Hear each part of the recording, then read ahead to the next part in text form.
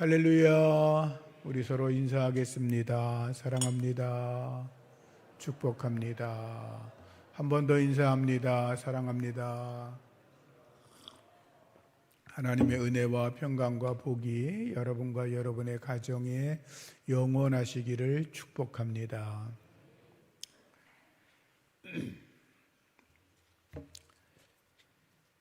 교회에서 묵상 노트를 하나 만들었어요. 조그마한 노트인데 안에 보시면 뭐 특별한 내용은 없어요. 노트니까 이제 여러분들이 이번 3월 5일부터 제2의 수요일 사순절이 시작이 돼요. 그래서 여러분들이 새벽마다 다 교회 나오시기는 어려우실 테니까 집에서 이제 새샘교회 새벽기도회 이렇게 유튜브에서 치면 영상이 나오거든요. 새벽에 못 보시면 낮이라도 보셔서 설교를 이렇게 들으시다가 여기다가 이제 메모를 하시는 거예요. 설교 요약, 은혜가 된 말씀들이나 내용 또는 기도, 뭐 적용할 거, 내가 그런 것들을 여러분들이 메모를 하시면서 여러분의 신앙들을 이렇게 정리해 나가시기를 바라고, 그리고 또 가을 되면 지금은 이제 묵상할 때 목장에다가 묵상된 내용을 드리잖아요. 근데 가을부터는 드리지 않을 거예요. 이 책을 가지고 여러분들이 새벽에 새벽 설교를 묵상하는 걸 가지고 이제 목장 모임에서 묵상을 하도록 할 거예요. 근데 아무것도 안 하면 조금 거시기 하겠죠? 그러니까 여러분들이 지금부터 훈련을 잘 하셔서 개인적으로 준비해 주시면 고맙겠습니다. 제가 어제 엄청 몸이 안 좋았습니다. 그래서 어떻게 일어났는지, 어떻게 먹었는지, 어떻게 잤는지, 병원에서 뭐 몸이 아파서 쓰러진 사람처럼 24시간 누워있기만 하다가 오늘 아침에 일어났는데 조금 지금은 정신이 듭니다. 다행히. 오늘이 어제였으면 제가 아마 설교를 못했을 겁니다. 그런데 주님의 은혜로 지금 회복이 되어졌는데, 혹시 제가 설교하다가 이상한 말투나 잘못되더라도 이해하시고 귀를 기울이셔서 여러분들이 말씀을 잘 들어주시면 고맙겠습니다. 제가 신학대학을 다니면서 마음이 많이 흔들릴 때가 있었습니다. 누구나가 다 신앙생활 하다 보면 흔들릴 때가 있잖아요. 저도 이제 그럴 때가 여러 번 있었는데, 신학대학을 다닐 때 있었던 이유는 첫 번째는 제가 신학대학을 다니면 그 학교 분위기가 천국 같을 거다 이런 착각을 하고 있었습니다. 그래서 학교 분위기가 제가 생각했던 것과는 너무나 달랐고, 또 학생들이 하는 행동이나 말이나 행태 이런 것들이 너무 아니다라는 생각을 했습니다. 자기들의 품위도 지키지 못하고 때로 어떤 이들의 꼴불견을 보면 이게 아니지 이러면서 마음이 흔들리고 실망했었습니다. 또 하나는 제가 이제 신학을 공부하게 되면서 고등학교 때 사귀던 친구들과 거리가 멀어지기 시작했습니다. 인생의 변곡점에서 저는 하나님의 길을 택했고, 그들은 자기들의 길을 가다 보니까 만나는 시간이 점점 줄어들면서 그것도 제 마음을 많이 힘들게 했습니다. 세 번째는 뭐냐 하면, 신학생의 본분을 다하며 살아가긴 하는데 하나님과의 인격적 교제를 하긴 하지만 뭔가 영적인 깊은 체험이 더 많이 있어야 되는데 그런 것들이 좀 부족하다 하는 것 때문에 마음이 많이 흔들리고 있었습니다. 그러던 중에 이제 제가 아파트 선교회라고 하는 곳에서 복음을 전하고, 아파트 선교회는 일주일에 보통 4번 월화 목금 이렇게 복음을 전하는 훈련을 아파트 지역에 가서 늘 복음을 전하는 그런 일들이 있었는데, 한 해 여름에는 이제 여기 옆에 불광동에 팀 수양관이 있잖아요. 그때도 거기에 있었습니다. 거기 와서 이제 오전에는 전도 훈련을 하고, 그리고 이제 오후에 기도회도 하고 이제 그랬었는데, 개인 기도할 시간이 만들어져서 제가 산으로 올라가다가 개인 기도하러 올라가는데 마침 거기 넓고 큰 바위가 하나가 보였습니다. 잘 됐다 싶어가지고 저 바위에 가서 기도해야지라고, 아주 그때는 어렸으니까 그 돌 바위 위에서 무릎을 꿇고 기도하는데, 제가 제 속에 있는 그 답답한 걸 하나님께 막 토로했죠. 하나님께서 제 안에 성령의 말씀이 주어지는데 갑자기 성경책을 펴서 읽어라. 이런 음성이 갑자기 크게 들렸어요. 제가 아무런 반응도 없이 그 말이 확 들어오니까 제 앞에 조그마한 성경책이 있었는데 성경책을 이렇게 딱 폈어요. 폈는데 그 성경책 글씨가 얼마나 깨알같이 조그매요. 그걸 읽어야 되는데 읽는 것이 아니라 갑자기 그 중에서 말씀이 제 눈에 확 주먹만하게 크게 보여지는 게 있는데 그 말씀이 오늘 말씀이에요. 너는 내 아들이라 오늘날 내가 너를 낳았도다. 시편 2편 7절 말씀이 제 안에 아주 큼직하게 보여진 것이었어요. 제가 그 말씀을 보다가 깜짝 놀랐어요. 그 많은 글귀가 있는데 그 말씀만 제 눈에 계속 보이는 거예요. 그래서 말씀을 묵상하다가 하나님께서 나를 아들로 인정해 주시는구나. 하나님이 나를 아들로 인정해 주신다면 내가 여러 가지 일로 고민하거나 근심하거나 염려할 일이 없지. 하나님이 나의 아버지가 되시니까 내 인생의 모든 길을 하나님께서 책임져 주시고 인도해 주실 거야 라고 하는 확고한 믿음이 제 안에 자리 잡히게 되었습니다. 그날 이후, 그날 저는 하나님을 인격적으로 만났고 하나님은 저에게 종건아, 내가 너의 아버지야, 너는 내 아들이야, 이런 것을 제가 확신하게 되었고 그 이후로는 제가 근심, 걱정, 염려가 찾아올지라도 그렇게 두려워하지 않습니다. 왜냐하면 하나님이 나의 아버지가 되시기 때문입니다. 저는 하나님의 아들입니다. 하나님으로부터 많은 복을 받으며 살아가고 있습니다. 나중에 제가 신학 공부를 마치고 나서 목사가 돼서 다시 성경을 공부하다 보니까 너는 내 아들이야, 오늘 내가 너를 낳았다라는 이 말씀은 성경 신학적으로 보면 예수 그리스도를 향하신 하나님의 말씀인 거였어요. 그래서 제가 이게 귀중한 주의 음성이었구나라는 걸 알게 되었는데, 그러나 이 말씀은 너는 내 아들이다, 오늘날 내가 너를 낳았다, 이 말씀은 저에게 하나님께서 베푸신 놀라운 구원의 은혜를 확인케 하는 것이었고, 예수 이름으로 구원받은 백성은 하나님의 은혜로 양자가 되고 하나님의 아들이 되었다는, 그리고 제가 하나님을 향하여 아바, 아버지라 부를 수 있는 축복의 말씀의 근거가 되었습니다.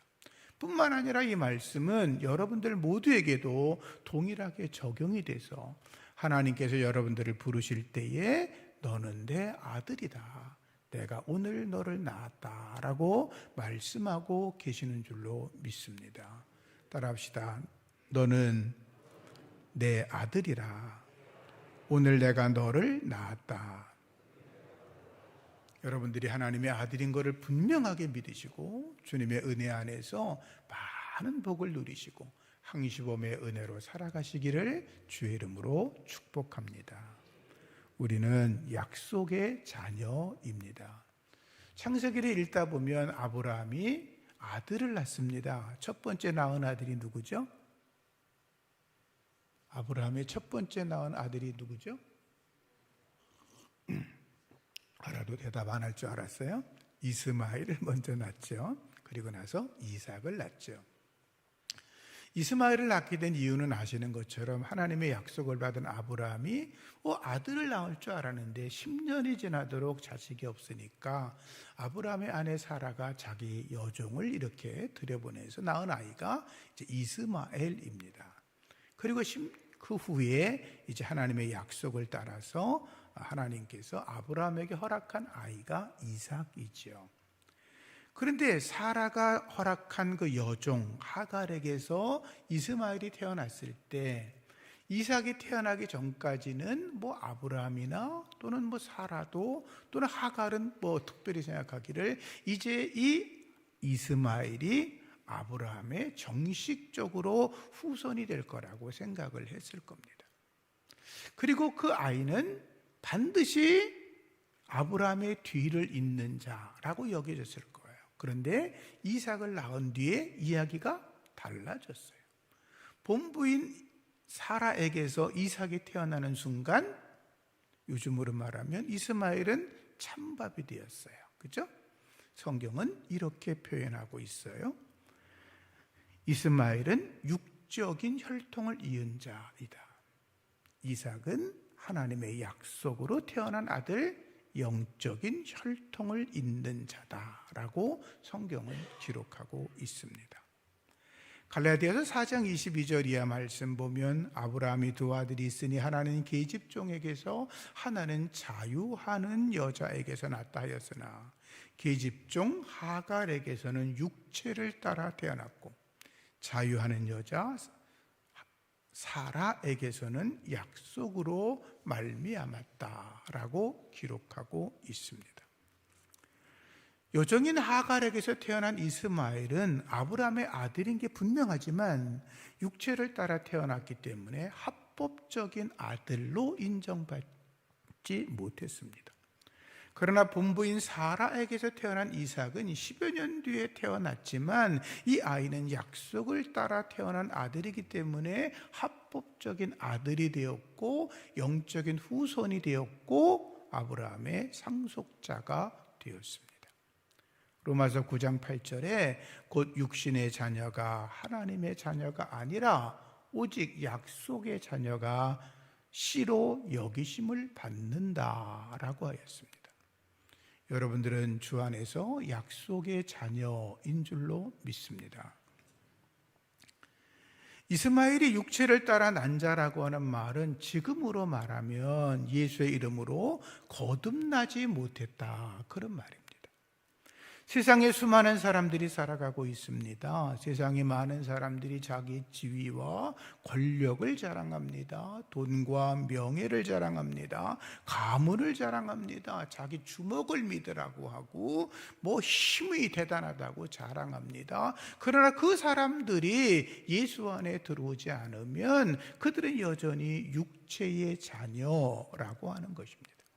그들이 예수 이름으로 구원받지 않았다면 여전히 세상에 속한, 육에 속한 사람들이고 그들은 죄송하지만 하나님의 나라와는 상관이 없다라고 하는 것입니다. 이삭은 하나님의 약속을 따라 아브라함이 100세에 낳은 자입니다. 하나님의 전지전능하신 능력을 쫓아 약속으로 태어났습니다. 이삭은 하나님의 자녀인 그리스도인들 우리를 의미합니다. 저와 여러분들처럼 예수의 이름으로 거듭난 사람들을 이야기하고 있습니다. 성경은 하나님의 자녀라고 그들을 말하죠. 영접하는 자, 곧 그 이름을 믿는 자들에게는 하나님의 자녀가 되는 권세를 주셨다라고 했죠. 우리는 예수 그리스도를 나의 주로 믿고 영접하여 하나님의 자녀가 되었습니다. 하나님의 양자가 되었습니다. 바울은 그것을 뭐라고 말하냐면 하나님의 자녀들은 이삭과 같이 약속의 자녀라고 했습니다. 여러분들은 약속의 자녀, 하나님의 아들인 줄로 믿습니다. 우린 그 은혜로 살아가는 것입니다. 하나님의 자녀는 하나님의 은혜가 아니면 하루도 살아갈 수가 없습니다. 우리가 찬양할 때도 그러잖아요. 은혜 아니면 찬양하잖아요. 은혜가 아니면 하루도 견딜 수가 없는 게 우리들의 모습입니다. 하나님은 우리에게 풍성한 은혜를 주십니다. 죄를 용서하시는 은혜, 절망 가운데서 다시 일어나 회복하게 하시는 은혜, 질병 가운데서 건강을 찾는 은혜, 우리의 삶 속의 필요를 채워주시는 은혜, 언제나 넘치는 것으로 채워주시는 은혜, 그리고 불가능을 가능하게 하시는 은혜, 기도에 응답해 주시는 은혜, 내가 생각한 것보다 언제나 더 좋은 것으로 채워주시는 은혜, 언제나 선한 길로 인도하시고 예수님 닮게 하시는 은혜, 모든 것이 합력하여 선을 이루시는 은혜로 날마다 우리를 이끌어 주고 계십니다. 약속의 자녀들로 태어난 이삭, 성경을 보면 하나님의 은혜 가운데 살아갑니다. 아브라함이나 이삭도 마찬가지지만 아브라함이 또는 이삭이 하나님의 복을 받았다 그래서 약속의 땅에 갔을 때 그들이 다른 어떤 부족들, 특히 블레셋 족속이나 주변의 부족이나 이런 자들보다 훨씬 더 커졌다? 그렇지 않습니다. 그들은 언제나 주변의 이방 족속들에게 이렇게 눌림을 받았다 그럴까요? 억압을 받았다 그럴까요? 좀 이렇게 멸시당했다 그럴까요? 그렇게 살아갔죠. 그러나 중요한 것은 그 연약한 아브라함, 연약한 이삭을 하나님이 도우셔서 어려움 속에서 언제나 승리하게 하셨다라는 거예요. 창세기 26장을 보면 기근이 찾아와요. 이삭이 짐을 정리하고 가족을 정리해서 애굽으로 내려가라고 하는데 하나님이 가지 말라고 하시죠. 내가 지시하는 곳에 머물러라고 해서 그들이 머무릅니다. 그리고 농사를 졌는데 그 해에 100배나 복을 받았더라 그랬죠. 그리고 나서 그들이 거하고 있으면서 계속 우물을 파는데 블레셋 사람들에게 계속 뺏깁니다. 다투고 싸우고 전쟁을 합니다. 이삭이 피 흘리지 않으려고 자리를 비켜줍니다. 그러다가 르호봇의 복을 받습니다.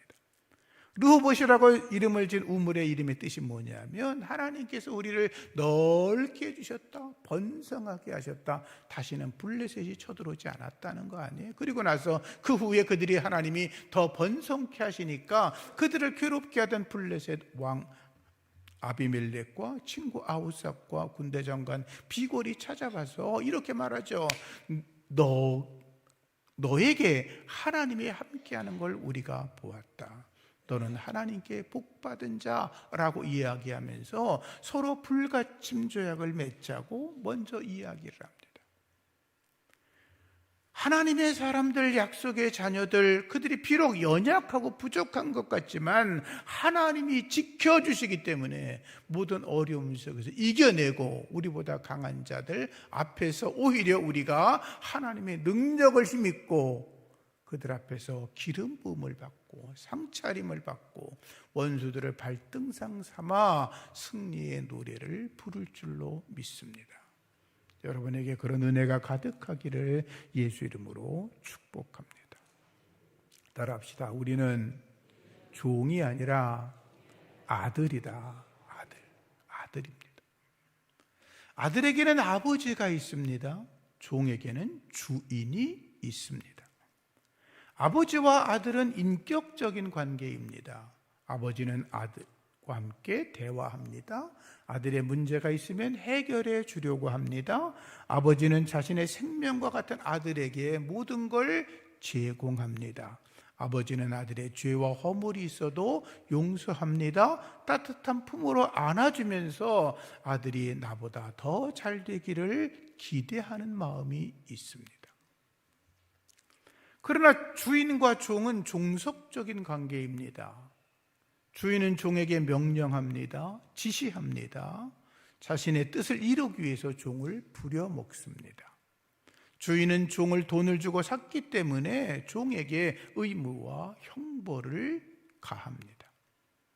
자기가 원하는 것을 이뤄내지 못하면 때로 주인은 종을 체벌하기도 합니다. 아들은 아버지의 기업을 물려받지만 종은 자식까지 종으로 부림을 당합니다. 감사한 것은 하나님이 우리의 기업이 되신다는 것입니다. 할렐루야. 따라합시다. 여호와 하나님이 나의 기업이시다. 믿으면 아멘. 그렇습니다. 아버지는 자신이 평생 모은 재산을 아들에게 아낌없이 줍니다. 자식들이 몸이 아프면 아버지는 자기의 눈이라도 빼서 심장이라도 빼서 아들에게 주고 싶은 것이 아버지의 마음입니다. 사랑하는 자식을 위해서라면 무엇이든지 하겠다. 이게 아버지의 마음이지요. 그러나 종은 주인에게 부림을 당합니다. 자기가 낳은 자식들까지도 주인의 노예로 살아갈 수밖에 없습니다. 아마도 주인은 자기 아들이 아픈데 심장이 필요하다면 종의 것을 뽑아다가라도 아들을 살리려고 할 것입니다. 그러나 종은 주인이 내 목숨을 내놓으라고 하면 내놓을 수밖에 없지요. 아들은 아버지의 사랑을 받지만 종은 주인의 두려움 앞에서 떨며 삽니다. 아들은 평생 아버지 은혜 안에 행복하게 살아갑니다. 응석도 부리고 도움도 구하고 함께 식사도 하고 여행도 합니다. 아버지가 마련한 집에서 편안한 침대에 누워 잡니다. 음식을 마음대로 먹습니다. 마음대로 즐깁니다. 아버지가 마련한 모든 것은 다 자기의 것이어서 아무런 거리낌 없이 사용합니다. 그러나 종은 주인 앞에서 응석 부릴 수 없습니다. 도움을 구할 수도 없습니다. 주인의 식탁에 감히 앉을 수 없습니다. 아들은 아버지가 차려놓은 음식을 마음껏 먹을 수 있지만 종은 음식을 차려놓기는 하지만 먹을 수 없습니다. 아들이 아버지와 여행을 하면 마음껏 즐길 수 있지만 종은 함께 여행을 따라가면 주인과 그의 아들을 위해서 쉬지 않고 움직이며 봉사할 뿐입니다.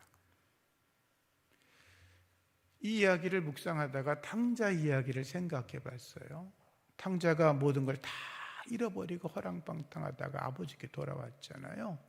아버지가 자기 아들이니까 다 용서하고 맞아주잖아요. 신발도 신겨주고 손에 가락지도 끼워주고 목욕도 시키고 새 옷을 입히고 송아지도 잡고 잔치도 하잖아요. 근데 만약에 그 돌아온 탕자가 아들이 아니라 종이었다면 주인의 재산 절반을 탕진하고 허랑방탕하고 다 망해가지고 돌아왔다면 주인이 아들처럼 잃어버린 내 아들이 돌아왔다라고 했겠어요? 저놈을 죽여라 했겠죠. 우리는 하나님의 아들입니다. 그분의 은혜로 살아가는 것입니다. 아들은 아버지의 권세를 누릴 수 있습니다. 종은 주인의 권세 아래 있습니다. 권세는 대단한 것입니다. 요즘도 누구의 아들이라고 하면 함부로 손대기 어려울 수가 있지요. 아버지의 권세는 아들의 것이기 때문이고 아들은 아버지의 권세의 그늘 아래 살아가기 때문인 것입니다. 우리는 하나님의 권세로 살아갑니다. 그래서 악한 마귀가 우리를 공격할지라도 하나님께서 막아 주실 줄로 믿습니다. 하나님이 지켜주십니다.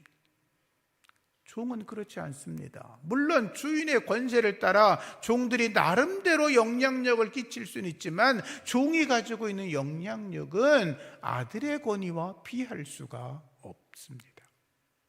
아들은 아버지에게 담대하게 요구할 수 있습니다. 그러나 종은 그렇지 않습니다. 여러분들이 기도할 때마다 하나님 앞에 담대하게 기도하잖아요.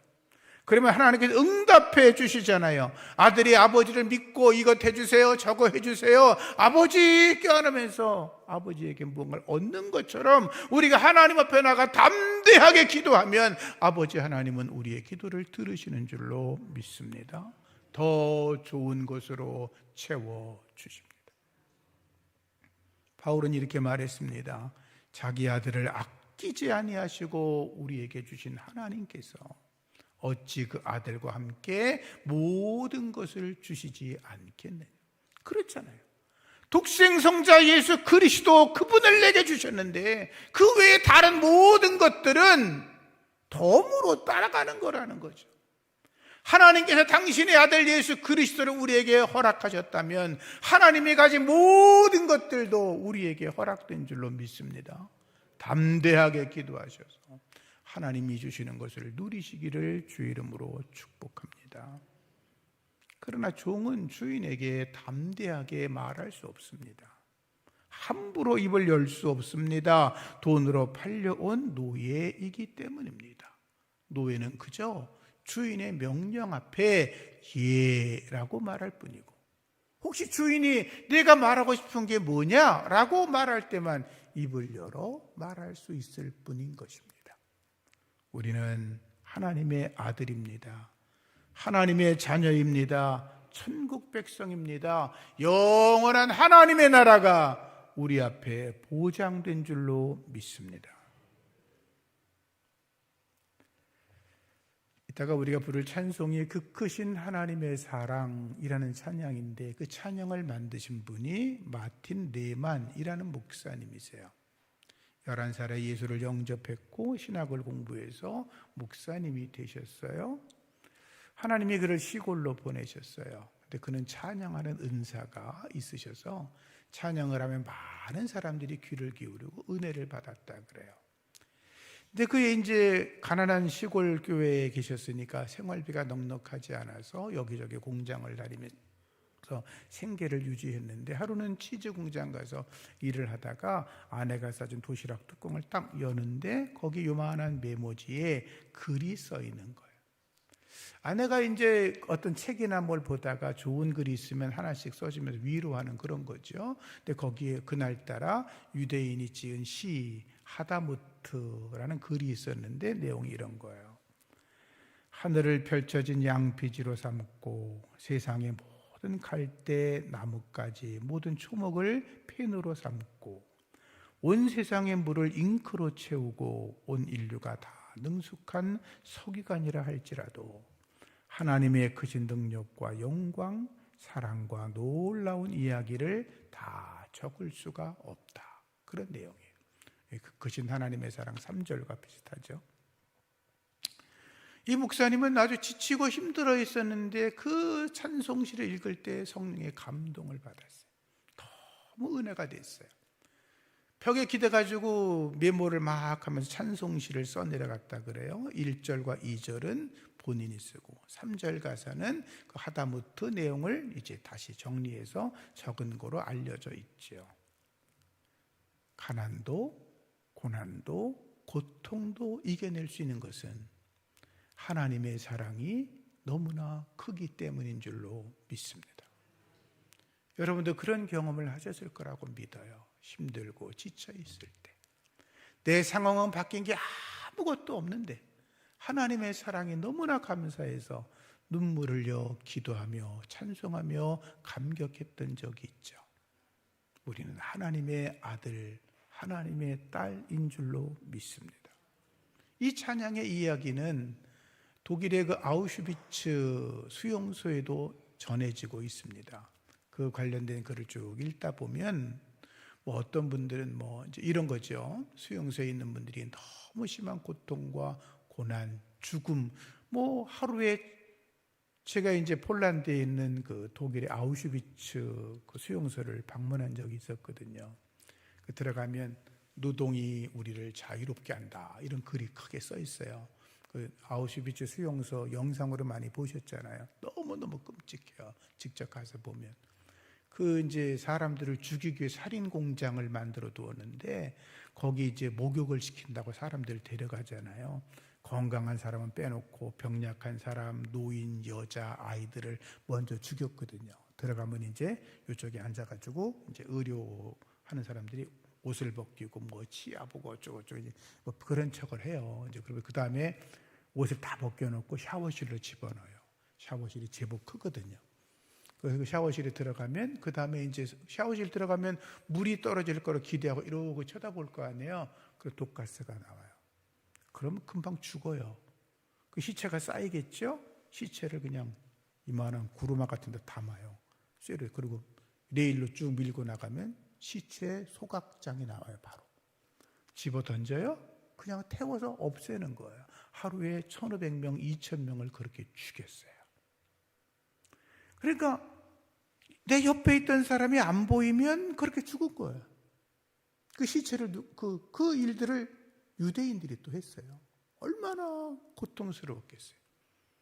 근데 글들을 읽어보면 그 고통 속에서도 그 사람들이 벽에다가 하나님은 여기 계시다 이렇게 써놨다잖아요. 제가 자료를 막 찾아봤는데 못 찾겠더라고요. 그렇게 쓴 게 아니라 그런 소망으로 서로 이야기하면서 믿음을 지켜냈다는 거예요. 많은 유대인들은 하다무트의 시, 아까 제가 읽어드렸죠. 하늘에 펼쳐진 양피지로 삼고 세상의 모든 것들을 펜으로 삼아 그리고 세상의 모든 물을 잉크로 삼아 글을 쓰더라도 하나님의 사랑을 다 기록할 수 없다. 또 그리스도인들 중에 어떤 이들은 그 크신 하나님의 사랑 말로 다 형용할 수 없다고 하는 그 찬양을 부르면서 그 죽음의 공포를 이겨냈다고 그래요. 하나님의 위로함이 여러분과 함께하기를 축복합니다. 우리가 세상을 살다가 내가 원하는 일만 있으면 얼마나 좋겠어요. 근데 우리가 원치 않는 일을 경험할 때가 있잖아요. 그 상황에서 벗어날 수 없는 정말로 절박한 상황이 있잖아요. 우리가 하나님께 하나님 왜 나한테 이런 어려움을 주십니까? 라고 말할 때가 있잖아요. 오죽하면 엘리야가 하나님 차라리 나를 죽여주세요 라고 기도했겠어요. 그런 고통의 시간이 찾아올 수 있거든요. 그러나 여러분 기억하십시오. 그때도 하나님이 여러분과 함께 하시는 줄로 믿습니다. 우리는 하나님의 아들입니다. 하나님의 자녀입니다. 믿음으로 승리하시기를 축복합니다.